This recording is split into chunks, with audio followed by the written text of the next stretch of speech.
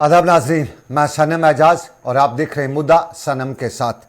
मुद्दे के दौरान हम मुख्तलिफ पहलुओं पे बात करते रहते हैं, सियासत पे, मामलात पे, बाकी सभी मामलात पे बात करते हैं, लेकिन आज हम कुछ हट के अदब पे बात करेंगे। और जब अदब की बात आती है तो रविंद्रनाथ टैगोर का नाम आ ही जाता है। नोबल अवार्ड याफ्ता रविंद्रनाथ टैगोर और उनकी किताब गीतांजलि मेरे हाथ में है। मैं अपने व्यूअर्स को दिखाना चाहूँगा, ये गीतांजलि की किताब है, रविंद्रनाथ टैगोर की गीतांजलि लिखा हुआ है और उनकी तस्वीर भी है। लेकिन अगर हम इसको थोड़ा सा उल्टा करेंगे, पिछ बैक साइड देखेंगे तो हमें कुछ और नजर आएगा। यहाँ पे ये तस्वीर है, ये रविंद्रनाथ टैगोर की नहीं है, नाम वही है, गीतांजलि अंग्रेजी में लिखा है, रविंद्रनाथ टैगोर भी है, लेकिन ये पिक्चर तस्वीर जो है ये कश्मीरी की है।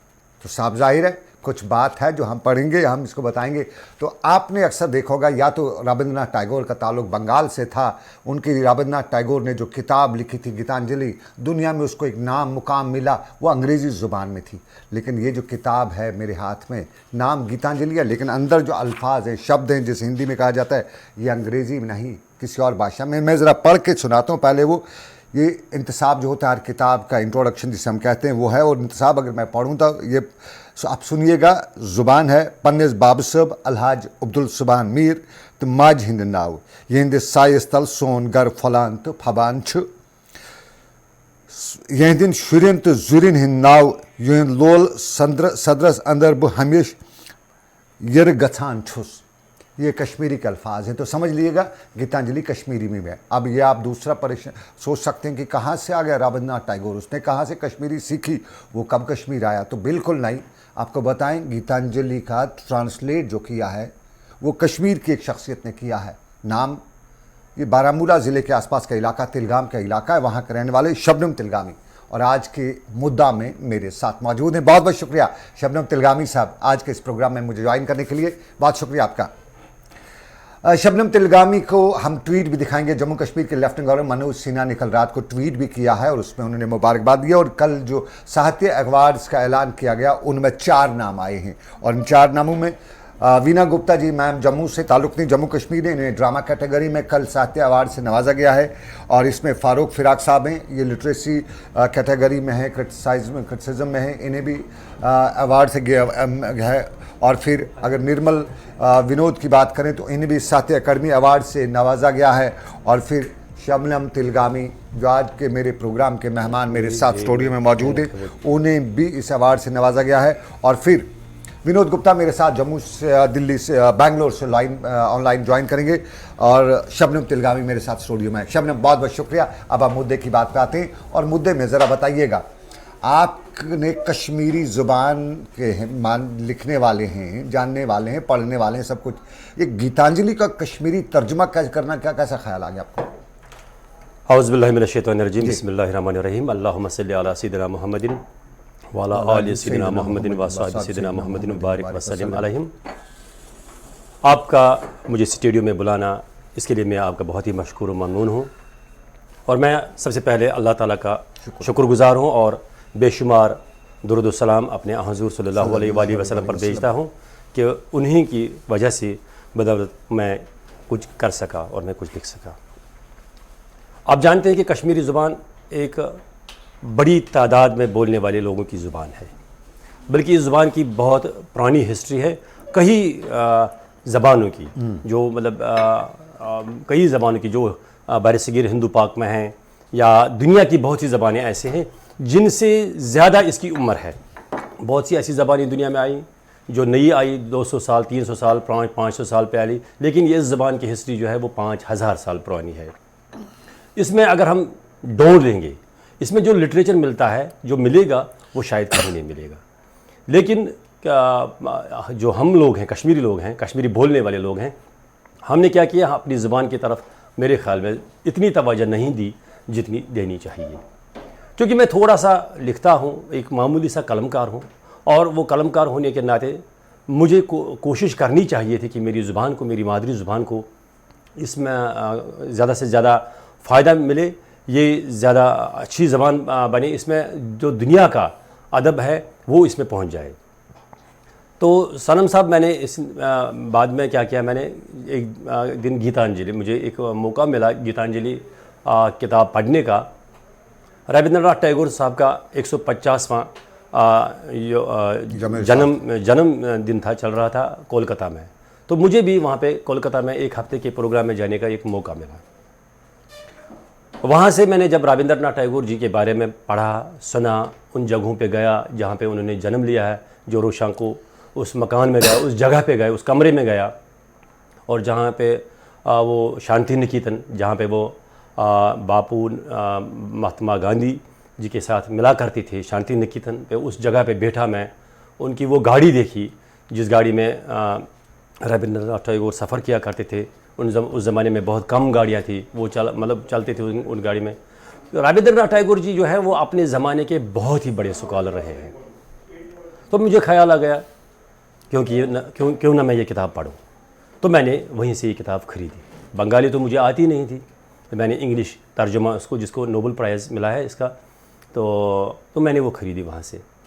जब मैं कश्मीर आया, अपने एक मुहस्सिन, अपने एक बुज़ुर्ग अदीब मरहूम मगफूर मोहम्मद आसन साहब से मैं मिला, जो कि हाजिन के रहने वाले थे। तो उन्होंने मुझे मशवरा दिया कि आप इसका तर्जुमा कीजिएगा, आप तर्जुमाकार हैं, आप तर्जुमे से वाबस्ता हैं, तो आप इसका तर्जुमा कीजिए। तो उनका हुक्म था, तो मैंने इसका तर्जुमा करना शुरू किया। तो उसके बाद सनम साहब तर्जुमा मैंने इसका शुरू किया। तो चूँकि बंगाली में कुछ शब्द, कुछ वर्ड्स ऐसे हैं जिनका हम मतलब अर्थ कुदरती तौर नहीं जानते हैं, और ना हमारे यहाँ बंगाली बोली जाती है, और ना मुझे बंगाली आती है, मैं ऐसा एतराफ़ करूँगा ये। लेकिन बंगाल में मेरे कुछ बंगाली दोस्त हैं जो लिखते हैं, जो अच्छे कलमकार हैं, वह अच्छे मतलब जो आर्टिस्ट भी हैं वो, क्योंकि बंगाली में कुछ खासियत है, वो ऑलराउंडर होते हैं। बहुत से ऐसे मैंने देखे हैं बंगाल में। कश्मीरी से ज़्यादा? हाँ, बहुत से बंगाली में है। बंगाली कश्मीरी से बहुत तेज हैं, बहुत ऑलराउंडर। चलिए मैं ज़रा आपको इंटरप्ट करना चाहूँगा। मेरे साथ विनोद गुप्ता जी इस वक्त बैंगलोर से ज्वाइन करें। कल की इस कैटेगरी में जो जम्मू कश्मीर के 4 साहित्य अवार्ड याफ्ता रहे, ये भी इनमें से एक हैं। विनोद जी, बहुत बहुत स्वागत, बहुत बहुत धन्यवाद, खुशामदीद, शुक्रिया, आदाब, नवाजिश आपकी। मेहरबानी, नवाजिश, आपने याद किया। सब मेरे साथ शबनम तिलगामी हैं, आपके साथ इन्होंने ये भी साहित्य अवार्ड इसमें हैं कल के, और आप दोनों को मेरी तरफ से बहुत बहुत शुभकामनाएं, बधाई, मुबारकबाद। मेहरबानी, शुक्रिया सर। इन्हें भी मेरी ओर से मुबारकबाद। आपको भी मेरी तरफ से बहुत बहुत बधाई, बहुत बहुत बधाई। आपको बधाई दी जा रही है शबनम तिलगामी साहब से। मैं ज़रा आपसे एक प्रश्न, छोटा सा एक सवाल पूछना चाहूँगा। आपको सर ये जो अवार्ड आपने लिया, जिसके लिए आपकी जम्मू कश्मीर की तमाम जनता, जम्मू कश्मीर के लेफ्टिनेंट गवर्नर मनोज सिन्हा ने भी आपको बधाई दी है, इसमें आपने जो ये जो हम कहेंगे जो फील्ड चूज़ किया, ये फील्ड आपने कब से चूज़ किया, किस तरह आपको इसकी तरफ हम कहें रुझान बढ़ा था? मैं ऐसा है कि अपनी तीसरी जमात में पढ़ता था 1957 में, तो तब से कुछ इधर रुझान हो गया। छोटा बच्चा ही था तब, तो तुकबंदी थी। उसके बाद ये 69 में मैं स्टेज पर आया पब्लिकली, सार्वजनिक रूप से, तो महात्मा गांधी जी की जन्म शताब्दी की तब आया था। तब से लेके चल रहा हूँ। तो लिखने चल रहा है, लिखने पढ़ने का शौक रहा है शुरू से ही, बचपन से ही। तो ये आज इस मुकाम पर पहुंचा हूँ। नहीं, आपने जो किताब को ट्रांसलेट किया है, इसकी तरफ आपका रुझान, ध्यान कैसे गया? क्योंकि आपने जो किताब का ट्रांसलेट किया वो किसी और भाषा में है, और आपने किसी और मैं बता दूं, ऐसा है, ये साहित्य अकादमी ने इस किताब को अवार्ड दिया था, our trees still grow in Dehra. ये रस्किन बांड साहब की किताब है जी। तो ये अवार्डेड बुक थी, तो ट्रांसलेशन के लिए डोगरी में ये मेरे नाम से अलॉट हुई, और उसके बाद फिर मैंने इसको लिया हाथ में, ऐसे हुआ। शबनम तिलगामी मेरे साथ हैं, इन्हें चुना, गीतांजलि को चुना, इसके लिए इन्होंने इस पे वर्कआउट किया, ट्रांसलेट किया। आपको सर आपने जो बुक ट्रांसलेट की, इसमें हर्डल्स आई होंगी, कुछ मुश्किलात आई आपको? ऐसा है, जाहिर है कि ट्रांसलेशन जो है ये कोई आसान काम नहीं है, और उसमें बहुत से तो अल्फाज ऐसे होते हैं, शब्द ऐसे होते हैं कि किसी एक भाषा में है तो उसका मुकाबिल, उसके बराबर का जो शब्द है दूसरी भाषा में कई बार नहीं भी होता। तो अंग्रेजी का जो है वो फील्ड अलग ही है। जो इंडियन लैंग्वेजेस है उनमें फिर भी आपको उनके मुताबिक मिल जाते हैं, कुछ विकल्प मिल जाते हैं, कुछ इस तरह से होता है। लेकिन अंग्रेजी क्योंकि बिल्कुल डिफरेंट एक कल्चर से आई हुई जुबान है, तो उसमें जाहिर है कई जगह पर अब इस समय तो बताना मुश्किल है, लेकिन कुदरती बात है कि उसमें आपको सोचना पड़ता है, फैसला लेना पड़ता है। और मैं इस लिहाज से बड़ा खुशकिस्मत हूँ कि जिन लोगों ने इसको पढ़ा है, जब मैं सबमिट करवाने वाला था तो मैंने वीना जी को बताया, मैंने कहा देखिए ये कैसा हुआ है, तो उन्होंने कहा ये तो बहुत अच्छा हुआ है, लगता ही नहीं है कि ये ट्रांसलेट किया, ये ओरिजिनल सा लगता है। मैंने कहा मेहरबानी, आपके ऐसे कमेंट्स हैं तो ये तो मेरे लिए एक तरह से फख्र की बात थी। खैर वो साहित्य अकादमी ने ही छापी है किताब मेरी, जो ट्रांसलेटेड किताब है। चलिए सर, आपने मुझे ज्वाइन किया बेंगलुरु से, बहुत समय दिया मुझे, इसके लिए आपका बहुत बहुत शुक्रिया, बहुत बहुत नवाजिश। शबनम तिलगावी मेरे साथ स्टूडियो में मौजूद है। शबनम, यूजुअली जैसे कि जब आप गीतांजलि को देखेंगे, पढ़ेंगे, तो उसमें चूंकि कलमकार जो है वो है तो अंग्रेजी ज़ुबान में, लेकिन उसका ताल्लुक जो है बंगाल वगैरह, तो बंगाली के कुछ टफ वर्ड्स इसमें थे, उन्हें ट्रांसलेट करना कैसे आपको पॉसिबल हुआ? ये हर किसी ज़ुबान में होता है, अपनी भाषा जो इस्तेमाल की जाती है, वो उन अल्फाज कैसे ट्रांसलेट? हाँ, बिल्कुल सही फरमाया आपने। जब इंग्लिश को मैं देखता था तो उसका कोई वर्ड मुझे समझ में नहीं आता था कि इसका असली अर्थ जो है वो क्या है। तो मैं बंगाल के कुछ दोस्तों से राब्ता कायम करता था, 2-3 दोस्त हैं उनमें से, तो मैं उनसे पूछता था कि जो इसमें इंग्लिश में ट्रांसलेट किया हुआ है, इंग्लिश लिखा हुआ है इस गीतांजलि का ये वर्ड, इसका असली जो मायना है बंगाल में मतलब क्या है। तो वो मुझे सिखाते थे, वो मुझे समझाते थे। इसीलिए मुझे बहुत टाइम लगा इस किताब को ट्रांसलेट करने में। कितना टाइम लगा? मैंने तकरीबन कम से कम इसमें 9 से 10 साल दिए। 10 साल गीतांजलि को कश्मीरी ज़ुबान में ट्रांसलेट करना? बिल्कुल, मुझे 10 साल लगे, क्योंकि मैं आराम से इसमें 102-103 नज़में हैं, लेकिन मैं आज एक नज़म करता था, फिर इस पर कई बार सोचता था, फिर मतलब जो मेरे बंगाल के दोस्त हैं उनसे राब्ता करता था कि जो मैं सोच रहा था कि इसको नया से नया, अच्छा से अच्छा कोशिश करूँ, क्योंकि इंसान आप खुद जानते हैं कि क्योंकि आप ब्रॉडकास्टर हैं, बहुत बड़े ब्रॉडकास्टर हैं, आप जानते हैं कि हम जब भी कहीं जाएंगे हमें पहले प्रिपेयर होकर जाना पड़ता है। तो मैं जब लिखता था तो मैं इसकी तस्हीह के लिए खुद देखता था, खुद इसको संवारने की कोशिश करता था और बेहतर बनाने की कोशिश करता था। जहाँ पे मुझे लगता था कि मैं सेटिस्फाई नहीं हुई इस वर्ड से, इस ट्रांसलेशन से, तो मैं बंगाल के 2-3 दोस्तों से राब्ता कायम करता था, उनसे पूछता था कि इसका असली अर्थ क्या है।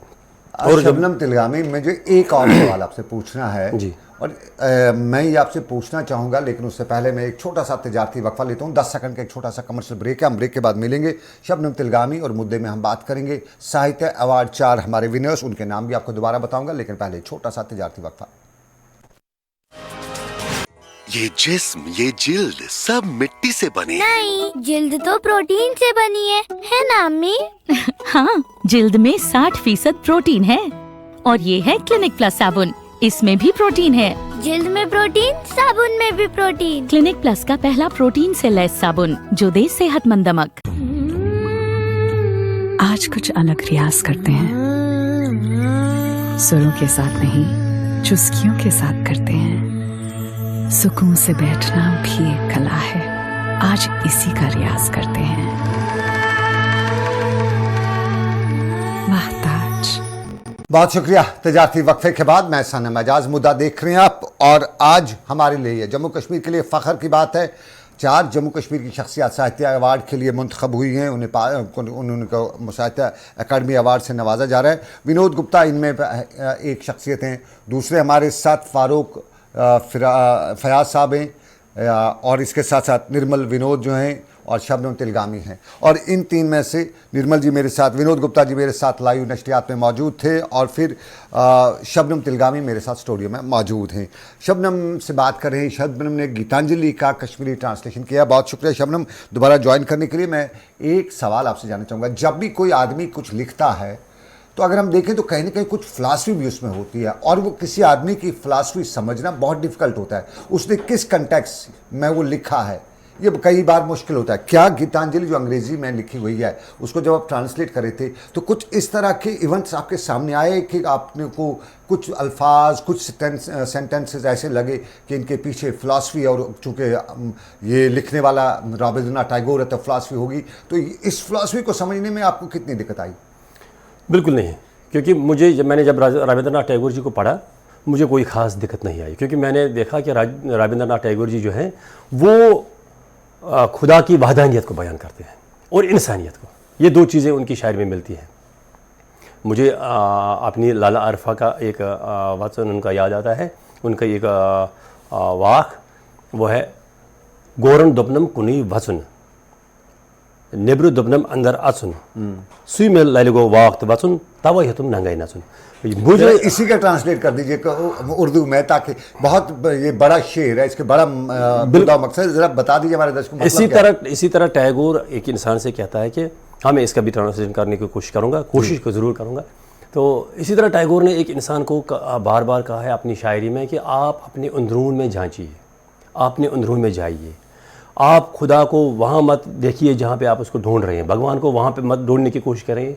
वो इनकार नहीं कर रहा, किसी चीज़ से नहीं कर रहा है, लेकिन वो ये तस्वुर दे रहा है कि इंसान, खुदा जो है, परमात्मा जो है, हर जगह पे मौजूद है, हर जगह पे मौजूद है। आप किसी भी तरीके से अच्छे काम करके, अच्छे कर्म करके उनकी इबादत कर सकते हैं। और आप इंसान के दिल को इसकी दिल की मुरादें पूरी करें, सही मुरादें, और आप इंसान के दिल को ना तोड़ें, वही आपकी इबादत है। ये जो लाला अरफा का आपने बोला है कि गोरन दुपनम को नहीं वाचुन, मेरे मुर्शिद ने, मेरे पीर ने, मेरे उस्ताद ने मुझे एक स्टेंजा कहा है, एक स्टेंजा सुनाया, एक शेर सुनाया, नेब्रु दुपनम अंदर अचुन, बाहर से मुझे उसने अपने अंदर में, बाहर की दुनिया के बजाय उसने मुझे अपने अंदर झांकने के लिए कहा, अंदर जाने के लिए कहा। सुई में लालिगो वाक्त वचन, और वही लाल के कलाम की वजह बन गई, तब है तुम नंगाई नचुन, इसलिए मैं ऐसे ही घूम रही हूँ। अब शबनम, मैं एक और जो है सवाल आपसे जानना चाहूँगा। कश्मीरी हमारे स्कूलों में पढ़ाई नहीं जाती थी जम्मू कश्मीर में, वहाँ तो हम घरों में बोलते थे, लिखना और पढ़ना बड़ा मुश्किल थी, या पढ़ाया नहीं जाता तो लिखने और पढ़ने का थोड़ा डिफ़िकल्ट सवाल था। फिर आपने कैसे कश्मीरी की तरफ राग़िब हुए, कैसे इस कश्मीरी को आपने प्रायोरिटी दी? शुक्रिया, ये बहुत अहम सवाल है मेरे लिए, क्योंकि मैं आपसे ये अर्ज़ करना चाहता हूँ कि मैं basically BSc non medical student हूँ, विद इलेक्ट्रॉनिक्स, मैथमेटिक्स, फिजिक्स, ये मेरी BSc के सब्जेक्ट्स रहे। मैंने कश्मीरी स्कूल में कहीं नहीं पढ़ा, कहीं नहीं पढ़ी। उसके बाद मैं, आप जानते हैं कि मैं रेडियो और दूरदर्शन से वाबस्ता रहा हूँ, आज भी वाबस्ता हूँ। न्यूज़ पढ़ना शुरू मैंने किया रेडियो कश्मीर से, दूरदर्शन से। तो लेकिन मैं कश्मीरी ज़ुबान से दिलचस्पी रखता था, स्कूलिंग से ही मैं लिखना चाहता था, थोड़ा सा लिखता था, आज भी थोड़ा सा ही लिखता हूँ, तो कुछ बड़ा नहीं लिखता हूँ, मैं ये इतराफ़ करूँगा। तो जब मुझे कश्मीरी ज़ुबान के साथ दिलचस्पी थी, कहते हैं ना कि जहाँ चाह वहाँ राह, तो मैं लिखना शुरू कर रहा था कश्मीरी ज़ुबान में, कश्मीरी इधर उधर की टूटी फूटी सी। तो फिर उसके बाद जब मैं न्यूज़ भी पढ़ता था, लेकिन कोई डिग्री हासिल नहीं थी कश्मीरी में। ग्रेजुएशन के बाद, B.Ed के बाद, उसके बाद मैंने PG कश्मीरी किया। उसके बाद मैंने PG कश्मीरी किया कश्मीर यूनिवर्सिटी से, नौकरी लगने के बाद प्राइवेट में किया, लेकिन दिलचस्पी मेरी बड़ी इसके साथ। और मैं यहाँ पे अगर एक नाम ना लूँ तो मैं अपने आप से वो ज़्यादती करूँगा। इतना पहुँचाने में, यहाँ तक पहुँचाने में मुझे जिस शख्सियत का सबसे बड़ा हाथ है वो है मरहूम मगफूर डॉक्टर अजीज़ हाजनी साहब। मैं अल्लाह ताला से हमेशा दुआ करता हूँ। इंतकाल हुआ है अजीज़ हाजनी साहब का, वो और एक बड़ी शख्सियत थी, और शायद आपने मुझे निखारने में उनका हाथ है। मुझे लगता है मैं अगर इसमें अभी कहीं नाम उनका देखा था, आपने उनको शायद कंट्रीब्यूट किया है। हाँ, कोई उनके नाम से, हाँ, रुज़ कोशिश। हाँ, वो मेरी किताब को जो फॉरवर्ड लिखा है वो डॉक्टर अजीज़ हाजनी साहब का आखिरी किसी किताब को उनका आखिरी फॉरवर्ड था। और जब मैंने ये किताब मुकम्मल की, मैं जनाब शहनाज रशीद साहब का बहुत ही मशकूर हूँ कि उन्होंने मेरी इस किताब को, मेरे तर्जुमे को और संवारने की कोशिश की और संवारा, और अपना एक अच्छा सा पेश लफ्ज़ उन्होंने उसमें लिखा है, अपना एक अच्छा फॉरवर्ड उसमें उन्होंने लिखा है शहनाज रशीद साहब का। इसके अलावा मैं अपने उस्ताद फयाज़ तिलगामी का बहुत मशहूर हूँ, क्योंकि बचपन से अगर कुछ सिखाया तो उन्होंने सिखाया मुझे। लेकिन आपने मोहम्मद हुसैन ज़फ़र को कंट्रीब्यूट किया। मोहम्मद हुसैन ज़फ़र साहब जो हैं दोस्त हैं मेरे, इसमें कोई दो राय नहीं है। नाम उनका नहीं आ रहा है, कहीं वो गिला तो नहीं करेंगे? नहीं, हम पला हैं, दोस्त हैं हमारे, हम उनका कैसे बुला सकते हैं। वो अपने भाई हैं, तो वो कैसे बुला सकते हैं? चलिए, ये मैं गीतांजलि के ट्रांसलेशन है, कश्मीरी ट्रांसलेशन, और एक कंट्रीब्यूशन है टुवर्ड्स एजुकेशन भी। हमारे अक्सर कहा जाता है कि आप सब कुछ भूलिएगा लेकिन अपनी मादरी ज़ुबान ये नहीं भूलिएगा, और ये कंट्रीब्यूशन है शबनम का इस मादरी ज़ुबान के तहत। लेकिन कई बार कई तरह के ख़दशात को भी जन्म दिए जाते हैं इन तरह के कंट्रीब्यूशन। मैं ख़दशात की बात करूँ, बहुत डिफ़िकल्ट है जिस ज़ुबान को कहीं पे सरकारी स्कूलों में न पढ़ाया गया हो, न पढ़ा हो, और उसके बाद उस पे काम करना, वर्कआउट करना, ये बहुत डिफ़िकल्ट होता है। लेकिन फिर भी चूँकि मादरी ज़ुबान है, कोशिश करते हैं कि कहीं ना कहीं सीख जाएं, और उसमें शबनम ने किया। लेकिन शबनम, जब इसका ट्रांसलेट आपने किया, कुछ गलतियाँ हुई होंगी ट्रांसलेशन में, उन गलतियों को सुधारने में आपने मदद किसकी ली? किसने कॉपी, जो हम कहते हैं ना आमतौर पर कि उसने जो कॉपी एडिट किया, वो किसने किया? कॉपी एडिट मतलब किस हिसाब से संभालने में, या ये रस्मुल खत ठीक करने में इंपॉर्टेंट रह जाता है? रस्मुल खत नहीं, बल्कि कहीं ना कहीं जेर जबर का फर्क आ गया तो सारा मतलब ही बदल जाता है। तो वो सब चीज़ें किसने मदद की? जिसको हम सर प्रूफ रीडिंग कहते हैं। प्रूफ रीडिंग में मैं खुशकिस्मत हूँ, क्योंकि मुझे हमें बज़्म सुच से जाना जाता है अक्सर। हम 4 दोस्त हैं, मेरे 3 दोस्त ऐसे मिले हैं जिन्होंने मुझे हमेशा चाहा कि मैं उनसे आगे रहूं। उनमें रशीद रोशन साहब हैं, हमारे सदर बाहर अदब तिलका पटन के, मेरे आबिद अशरफ दोस्त हैं, और गुलाम हसन दरवेश साहब। रशीद रोशन साहब ने इसकी जो है प्रूफ रीडिंग की है, और अगर कहीं पे कोई और निखारना था इसको तो वो शहनाज रशीद साहब ने किया है। और मुझे हमेशा हौसला अफजाई मिली है, हो रही है अपने सादरी मोहतरम अदबी मरकज़ कमराज। आप जानते हैं क्योंकि मैं अदबी मरकज़ कमराज का जनरल सेक्रेटरी भी हूँ, तो मुझे उस चीज़ पर ज़्यादा फ़ख्र है। तो मैं उसका अदना तरीन खादिम हूँ। तो जो मेरे प्रेसिडेंट है सदर अदबी मरकज़ कमराज मोहम्मद अमीन भट्ट साहब, उनकी मुझे हमेशा हौसला अफजाई रही है, और वो जितनी मेहनत कर रहे हैं, मैं सोच रहा हूँ कि शायद ही कोई इतनी मेहनत कर सकता है या करेगा आइंदा। कुछ मिनट मुझे बचे हैं, मैं इसमें जान रहा हूँ कश्मीरी ज़ुबान का मुकाम इस वक्त कहाँ पे? हाँ, जैसे आपने अभी फरमाया कि कश्मीरी ज़ुबान चूँकि स्कूलों में नहीं पढ़ाई जा रही थी, लेकिन फिर मैं डॉक्टर अजीज़ हाशमी साहब को याद करूँगा, डॉक्टर सैयद शुजात बुखारी साहब को याद करूँगा, क्योंकि उन्होंने बहुत मेहनत की है और कंपलसरी बनाया है इस ज़बान को 8वीं तक। उसके बाद जून 2013 में एक ऑर्डर भी निकला था, ऑर्डर नंबर 33, कि 9th और 10th में भी उसको पढ़ाया जाए, हिंदी कश्मीरी ज़ुबान को भी और डोगरी ज़ुबान को भी। लेकिन 9th और 10th में अभी ये कंपलसरी नहीं हुई है। +2 में बहुत सी जगहों पर है, लेकिन अक्सर जगहों पर नहीं है। और कॉलेज सतह पे आप जानते हैं कि पिछले बरसों के दौरान ये एक ही साथ 52 कॉलेजों में ये इंट्रोड्यूस हुई। उससे पहले भी कई कॉलेजों में थी। कॉलेज सतह पर भी पढ़ाई जाती है, यूनिवर्सिटी सतह पर इसका एक अलग शोबा है, शोबा कश्मीरी है। और इसके अलावा स्कूली सतह पर भी पढ़ाई, जो लेकिन बीच में इसका गैप है +2 लेवल, वहाँ पे इसका होना लाजमी है। क्योंकि आप जब तक आपको अगर नदी क्रॉस करना हो, तो जब तक ब्रिज आपके पास ना ब्रिज टूटा हो तो आप नहीं कर सकते। वो +2 लेवल है, वहाँ पे होनी चाहिए।